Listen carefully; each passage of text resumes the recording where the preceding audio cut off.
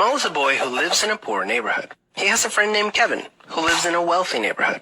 All of Jamal's neighbors are African American, and all of Kevin's neighbors are white. Because Jamal's school district is mostly funded by property taxes, his school is not very well funded. His classrooms are overcrowded, his teachers are underpaid, and he doesn't have access to high-quality tutors or extracurricular activities. Kevin's school district is also funded by property taxes, so his school is very well funded. His classrooms are never crowded, his teachers are very well paid, and he has access to high-quality tutors and lots of extracurricular activities. Kevin and Jamal live only a few streets away from each other. So how come they're growing up in such different worlds with such different opportunities for success? The answer has to do with America's history of systemic racism. To understand it better, let's look at what life was like for Kevin and Jamal's grandparents. Decades after the Civil War, many government agencies started to draw maps dividing cities into sections that were either desirable or undesirable for investment. This practice was called redlining, and it usually blocked off entire black neighborhoods from access to private and public investment. Banks and insurance companies used these maps for decades to deny black people loans and other services based purely on race. Historically speaking,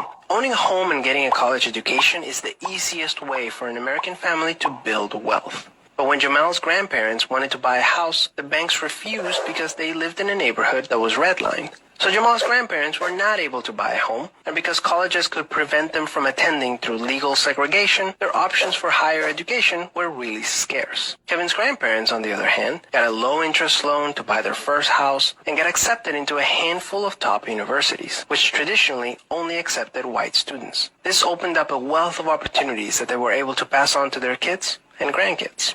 Even as late as the 1980s, an investigation into the Atlanta real estate market showed that banks were more willing to lend to low-income white families than to middle or upper-income African-American families. As a result, today, for every $100 of wealth held by a white family, black families have $5.04. A 2017 study confirms that redlining is still affecting home values in major cities like Chicago today. This explains how Kevin and Jamal inherited vastly different circumstances. Unfortunately, the story doesn't end there. A big part of systemic racism is implicit bias. These are prejudices in society that people are not aware that they have. Let's go back to Kevin and Jamal.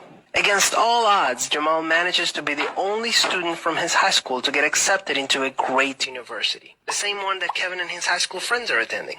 But after Kevin and Jamal both graduate, Jamal notices that his resume isn't drawing as much interest as Kevin's, even though they graduated from the same program with the exact same GPA. Unfortunately for Jamal, studies show that resumes with white-sounding names get twice as many callbacks as identical resumes with black-sounding names. Implicit bias is one of the reasons why the black unemployment rate is twice the rate of white unemployment, even among college graduates today. You can see evidence of systemic racism in every area of life. The disparities in family wealth, incarceration rates, political representation, and education are all examples of systemic racism. Unfortunately, the biggest challenge with systemic racism is that there's no single person or entity responsible for it, which makes it very hard to solve.